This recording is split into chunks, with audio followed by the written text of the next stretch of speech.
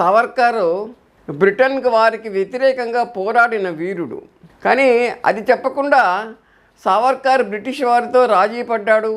సావర్కర్ వారిని భిక్షమ యాచించాడు, లేదా వారితో లాలూచీ పడ్డాడు.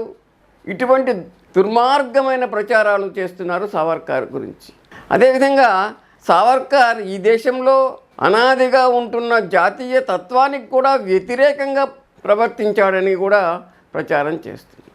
అంటే సావర్కర్ ఏ హైందవ జాతీయ తత్వాన్ని అయితే నిరూపించి పాటించి ప్రచారం చేశాడో దానికి వ్యతిరేకంగా ఆయనను విమర్శిస్తున్నారు. అంటే అది చేయలేదు. ఆయన పాకిస్తాన్కు అనుకూలంగా ప్రవర్తించాడు, బ్రిటన్ వాళ్ళ సైన్యంలో హిందువులను చేరమని కోరాడు. ఇటువంటివన్నీ ప్రచారం చేస్తుంది. అదేవిధంగా మహాత్మా గాంధీ హత్య విషయంలో సావర్కర్ని ఇరికించడానికి జవహర్లాల్ నెహ్రూ ముఠా చేసిన ప్రయత్నం బెడిసికొట్టింది. సావర్కర్కి ఏం సంబంధమే లేదు దాంతో.